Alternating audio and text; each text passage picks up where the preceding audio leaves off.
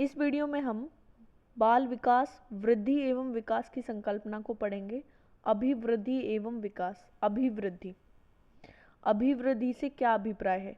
अभिवृद्धि का अभिप्राय कोशिकाओं में होने वाली वृद्धि के अंतर्गत भार का बढ़ना, ऊंचाई का बढ़ना, शारीरिक अंगों के आकार में परिवर्तन आना आदि शामिल है।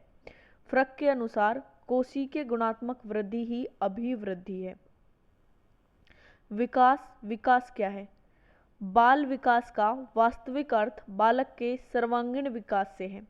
विकास का अर्थ बालक के गर्भ में आने से लेकर प्रौढ़ अवस्था तक से है, अर्थात परिवर्तन श्रृंखला की वह अवस्था है जिसमें बच्चा भ्रूण अवस्था से लेकर प्रौढ़ अवस्था तक गुजरता है, विकास कहलाता है। व्यक्ति में समग्र परिवर्तन ही विकास है। यहाँ पर परिवर्तन से तात्पर्य है शारीरिक, मानसिक व संवेगात्मक परिवर्तन से है। वास्तव में विकास अभिवृद्धियों का योग है। विकास के परिणाम स्वरूप प्राणी में नई नई योग्यताएं, विशेषताएं, कार्य कुशलताएं प्रदर्शित होती हैं, जैसे हाथ पैर, धड़ का बढ़ना आदि वृद्धि है। लेकिन इसके कारण जो शारीरिक और मानसिक कार्य कुशलताएं उत्पन्न होती हैं उसे विकास कहा जाता है। विकास मात्रात्मक नहीं है, विकास गुणात्मक है। विकास को मात्रा में नहीं मापा जा सकता, विकास को अनुभव किया जा सकता है। हरलोक ने विकास की परिभाषा देते हुए कहा है, विकास अभिवृद्धि तक ही सीमित नहीं है, इसकी अपेक्षा इसमें परिपक्व अवस्था के लक्ष्य और परिवर्तनों का प्रगतिशील क्रम निहित होता है। गॉरिसन के अनुसार बालक के विकासात्मक परिवर्तन निश्चित सिद्धांतों के अनुसार होते हैं। B.F. स्किनर ने कहा है, निरंतरता का सिद्धांत इस बात पर प्रकाश देता है कि व्यक्ति में कोई भी परिवर्तन आकस्मिक नहीं होते। डगलस व हॉलैंड के अनुसार बालकों के विकास की गति में भिन्नता होती है। जेम्स ड्रेवर के अनुसार विकास वह दशा है जो प्रगतिशील परिवर्तन के रूप में प्राणी में सतत रूप से व्यक्त होती है। यह प्रगतिशील परिवर्तन किसी भी प्राणी में भ्रूण अवस्था से लेकर प्रौढ़ अवस्था तक होता है। विकास की प्रमुख विशेषताएं। विकास की विशेषताएं कौन कौन सी हैं? विकास जीवन पर्यंत चलता है।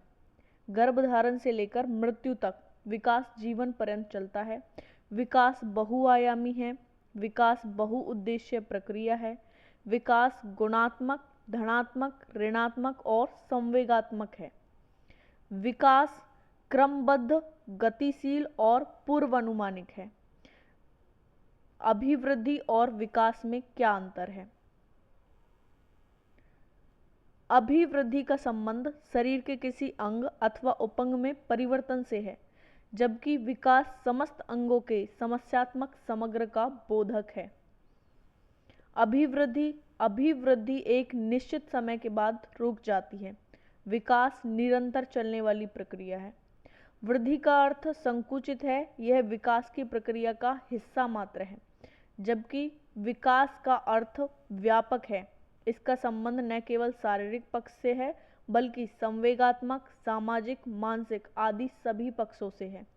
अभिवृद्धि में व्यक्तिगत भेद पाए जाते हैं, जैसे कोई व्यक्ति छोटा है, कोई व्यक्ति बड़ा है, किसी के बाल अच्छे हैं, किसी के नहीं हैं, किसी का रंग गोरा है, किसी का काला है। ऐसे अभिवृद्धि में व्यक्तिगत भेद पाए जाते हैं। विकास में समानता होती है, लेकिन इसकी दर या सीमा में अंतर होता है। जैसे कोई बच्चा जल्दी बोलना सीख जाता है, वहीं दूसरा बच्चा थोड़ी देर में बोलना सीखता है। इस तरह से विकास में समानता होती है, लेकिन इसकी दर या सीमा में अंतर होता है।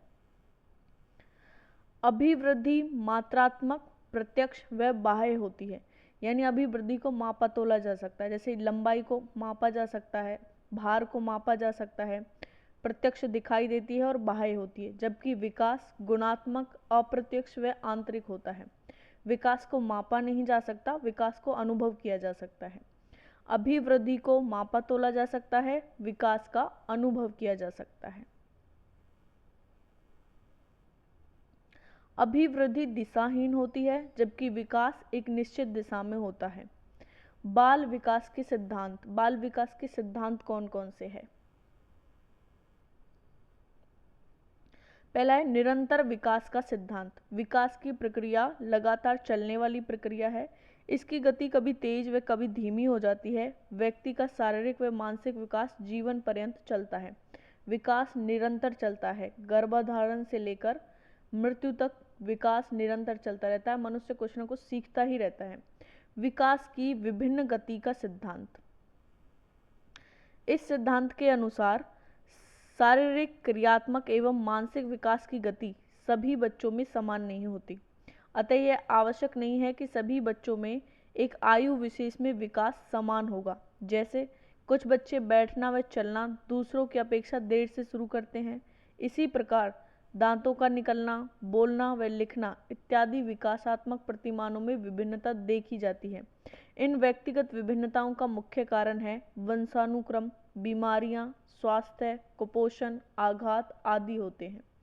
विकास की विभिन्न गति का सिद्धांत, यानी सब में अलग अलग गति से विकास होता है। तीसरा है विकास क्रम का सिद्धांत।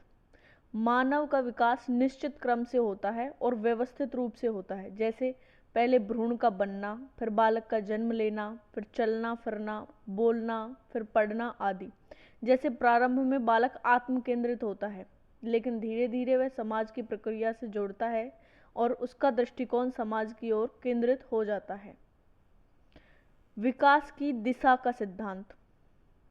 विकास सिर से पैर की ओर एक दिशीय सिद्धांत। इसके अन्य उपनाम भी हैं, जैसे मस्तकोद्मुखी सिद्धांत, सिरोपुंज विकास, सिर से पैर की ओर, केंद्रीय परिधीय विकास, निकट दूर का विकास। एकीकरण का सिद्धांत। इस सिद्धांत के अनुसार बालक सबसे पहले एक पूरे अंग को और बाद में उस अंग के विभिन्न भागों को चलाना सीखता है। सबसे बाद में वह शरीर के एक अंग के विभिन्न भागों का एकीकरण करना सीखता है। बालक के मानसिक, संवेगात्मक, शारीरिक विकास परस्पर आपस में संबंध होते हैं। अगला है परस्पर संबंध का सिद्धांत। इस सिद्धांत के अनुसार बालक के शारीरिक विकास, मानसिक विकास, संवेगात्मक विकास, सामाजिक विकास और नैतिक विकास में परस्पर संबंध होता है। आपस में इन सभी विकास का संबंध होता है। अगला सिद्धांत है सामान्य से विशिष्ट की ओर बढ़ने का सिद्धांत या सामान्य एवं विशेष प्रतिक्रिया का सिद्धांत। इसके अंतर्गत विकास सामान्य से विशिष्ट क्रम की ओर बढ़ता है। इसका उदाहरण के लिए बच्चा किसी वस्तु को उठाने से पहले इधर उधर हाथ पैर मारना सीखता है, वह विकास उसका सामान्य विकास कहलाता है।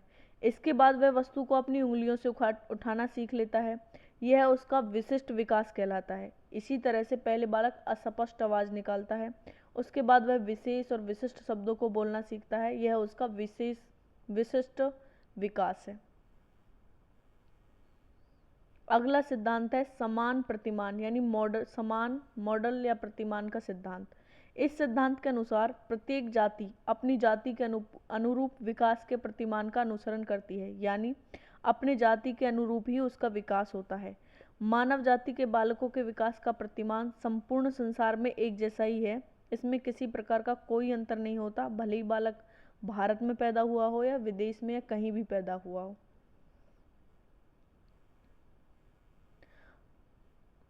वंशानुक्रम एवं वातावरण की अंतःक्रिया का सिद्धांत। वृद्धि और विकास को वंशानुक्रम और वातावरण का संयुक्त परिणाम माना जाता है।